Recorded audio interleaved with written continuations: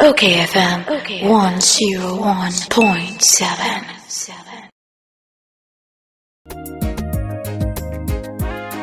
Okay, 101.7 FM so any Ghana de Shimaima me mamu nyina ju enumre ebraso se de Abrabopa dwumadie no ebrem Abrabopa dwumadie de ye dwendwene ye ho ye sua de ye pa futuo ne akwankyere na ye de abo ye bra ebi se obra ye boyi se woni nimdi a eye a wontimi ntoto wabrabo ne ye no nti na Hosea 4:6 waka se nimdi a me man ne nti wo mo yera. Enti se wotie Abrabopa dwumadie pe ne ama wonimdie na wode wanamo sisi ye se de be ya wobenya Abrabopa papa na di yedie abrewo ye frame Akosua ago Aboagye wobetimi aframe Akosua nhira na sane Abrabopa dwumadie ye chance ye hye hu nkran no ye ba besua de sisi a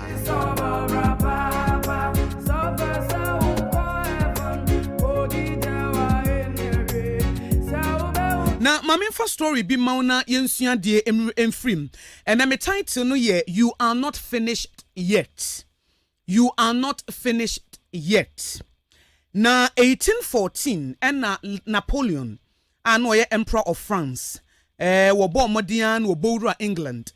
na wo bowra England na sabre na wo pese France man no na wa ye emperor da and na wo call exile and wo ye na dwen say asojafo bi o mota na chi no o mesa be take over na o masan aba enunti wo ba Britain no mo eba be kono ena sabre no na oman no kromo mo aboa wo mo ho but kakra na wo mo na ena o mkeka wo mo ho siani ena other European countries wo mo de wo mo ho gi mu se ne wo mo ne Napoleon be kwa akoko wo Waterloo no eho na sabre efre ho Belgium no Waterloo no eho 18th of June 1815 ena armies wo mo ewo Napoleon ye armies wo mo ne Napoleon eba no wo mo ene Wellington wono esi English abrochim wo mo field marshal no wo mo ekohia wo Waterloo na ntokwa akoso onse sabre ne de na technology ni ho eti se ntokwa ekoso no obi di nkunimu a wo mo ye billboard kese bi na billboard na kire se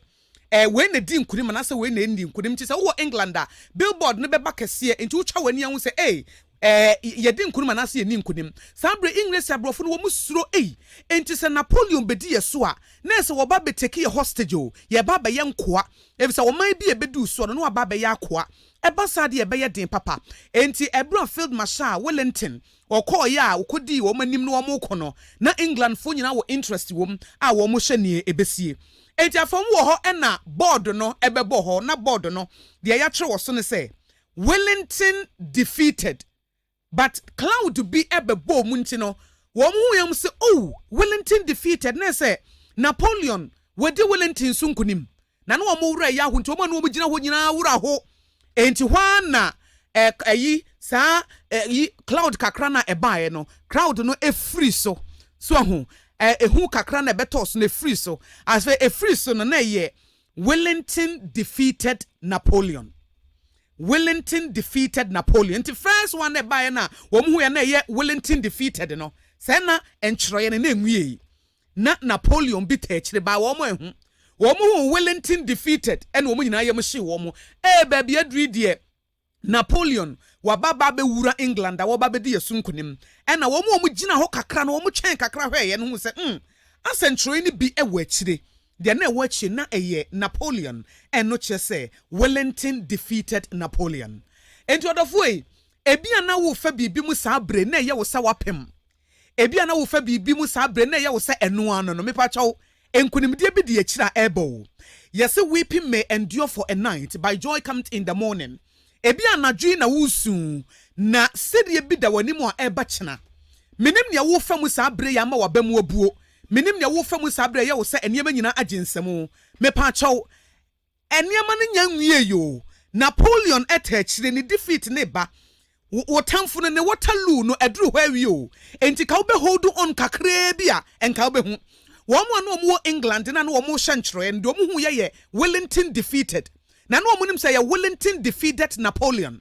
ansa na akire wo mo ba be hu sesen kunimde bi etachire enti ade bi a wa chance na na ebi a challenges bi aba na ye wo se eno anu nti sese wo gem odofo enkunimde bi da wani mu o aware na wo tiase na ye wo se nyema nyina agija etie ntimi nya yie no ebi na nkunimde bi etachire o yaje nkwa Yesu Kristo efiada ye kun no megire se na bonsam ne na suafo no mu bose ye de Yesu Kristo so ene ye fiada nanso na Sunday bi ebo Sunday was coming na kwase da bi ba kwase da bi ban ma Yesu Kristo sore e ma obedi bonsam so nkunim enti odofo eniema nyina enwie yo wama ne hunu no enya the final say wama ne hunu no enya no ene twato enkunimdie bi da ho. You are not yet finished. You are not yet finished. Wunwie kra bibi papa bi da wanimu a eba eteni kwansa wo ma wabamu ebuo enka wo be kromu kakra bi na wugidie no wo ma ne mpa ba na wo hu se onyame wo kan ho wonyame wo botaye bi ma wo so orinya wo rempa wo da enka wo be hu se mekwasia da bi eba. Sunday is coming. Wonkunimdie bi eba. Ebi a wo baby ago astray wo baby na Abrabopa basa wo de ho akobo wifo wo de ho akobo ba sibra etiaye wo se eniema ginsem me pa cho nya abotiro kwaso abo mpa ye ma akoda na ncha akoda ne bebe fie wate ebri amene wo kase partial lockdown baye wo sika sem nyina to ape wakwa ho kire mu ho kire etiaye wo se oh I am finished me pa cho wo nwie yo se wo won kwan die na chese bibi papa bi wo ho. If you have a purpose, then God has a plan. So what to me home nkwa dia onyame se wode ne nkwa ma wo a na eche se obe provide amount. It is a wanku na wote ase a eniema be yeyie saa brebre eniema mu odin woto wani a wonya moa bia nanso se wocha wani hwesoro a emoa bi be fi Nazareth aba bibi papa bi be fi Nazareth aba na ane bibi papa bi ebeba. Se Yesu Kristo wu fiada no na bonsam gyin se wadi nkunim awie no se nkunimdie bi bae a your time is not over yet. You are not finished yet. No power can defeat you because your chapter is not closed yet. De nyame a chance wo Abrabomu no akwansidie bi aba nanso onwie eniema papa bi ebeba. Challenges bi a wo fam wo asetena mu no mema waso ate se onyame ka wo nti wo bedi nkunim enya de a wo challenges no ebenya the final say enkunimdie papa bi ebeba. Enti no se ne ka kire ho se I am not finished yet. I am not finished yet. De me fam no enya the final say. Enti se Wellington defeated san wo mu hu no senso na Napoleon bi wa kire dia ene Wellington defeated Napoleon no won so san de kodie na ne wo kono wo be di sa de kodie no so nkonim ade bi aye akwansidie ade bi aye albatross around your neck no won so be di so nkonim me say Waterloo ho no won so wama ne hunu won so wabe ne die no ne Waterloo bi e chen no aware na wo kwa ase no be ma na na so oba na wo de odokohia no no ase wo de wodo edi agro wo ho ase wo mfa nya hwe wo ho onyame na wotasoro ho no wo hu na wo beka wasem wa ma wo onyame obedi wasem wa ma wo enkunimdie be ye wo dia efse wiase de wodua no eno a na wotwa enti onyankopon ma watamfo enya wo da wo mo watamfo enwu wani ase wodi nkunimdie ebeba eti na me message amede ma wo Abrabopa dwumedie no say you are not finished yet enti hold on kromusa menyem business na wo hya se na sikasem kofom no enkunim die bi da wani mu a etwen wo eso nyankopon se minima gine kro magine fa ho enye bone die se mema wa wieye pa na ebesi wiye na de wakoye die enne pepe ya ebebro wadwene ene wonti ase so eso de onyankopon ewo ma wo no eso esin ye wankasa mpo wo ma wo ho ne ye wankasa wa hyehya ma wo ho no onyame die na wa hyehya ma wo no eye kese edi nkunim die ene bebre wo.